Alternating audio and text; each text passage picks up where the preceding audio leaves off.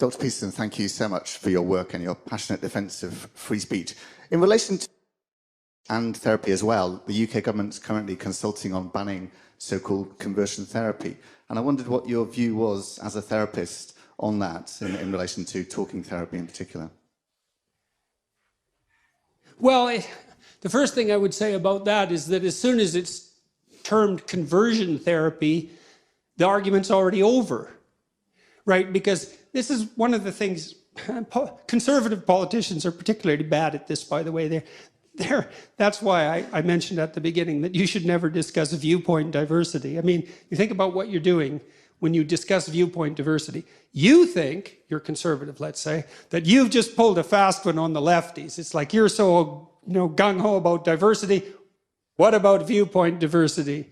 And you don't even notice that you just subordinated the highest value in the hierarchy of values to diversity. You lose, buddy.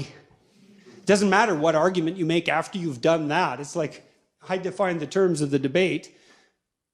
I established the questions.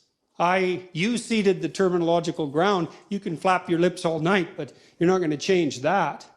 And so the conversion therapy issue right there is the way, as soon as that's framed in that manner, it's a lost cause. The guy had a client, a young man, who was being pressured quite intensely into a homosexual relationship by someone who was attracted to him.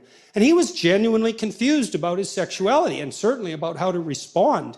Well, I wasn't going to do conversion therapy. I mean, I don't know what's up with this kid. I have no idea. And neither did he. And so the goal there is if someone comes to you who's confused about their sexuality, and like, have you met someone who isn't confused about their sexuality?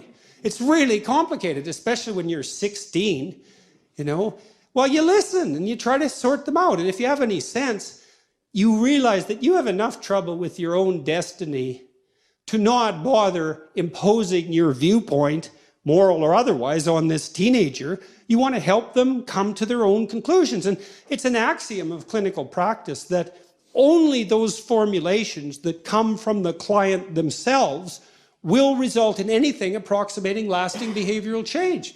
So, you could come to me and I could give you advice, and you might even think it was good advice, but you're not going to take it because you can't even give yourself advice and take it. How are you going to take it from a relative stranger? But if you go through the process of thinking it through, like really deeply thinking it through, and you draw your own conclusions, and then maybe you practice their implementation, there is some possibility of change. And you just can't do that by, like conversion therapy.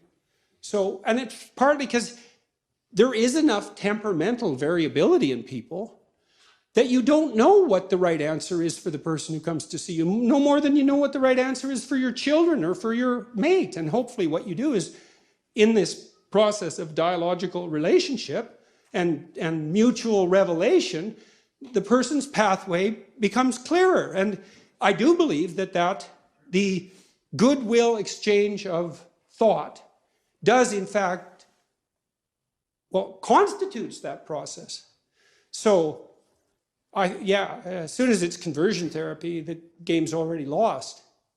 But there's a fair bit of fluidity in human sexuality. And people have to come to terms with that. You might say, as a rule of thumb, and I think this is true, your life is going to be a lot simpler if you adopt something approximating traditional sexual roles. And so you step outside of that confine at your peril. But it might also be your necessity. Who's to say? So, and you help the person, in humility, you help the person discover that for themselves. And so I think the talk of conversion therapy, if someone's saying, well, I'll cure you of your homosexuality, it's like, well, it's not a disease, first of all, and so it doesn't need a cure, and probably you can't do that anyways, and it's not the proper way to advertise clinical services, let's say, because that isn't really how a clinical relationship works. So the argument, in some sense, is beside the point as far as I'm concerned. So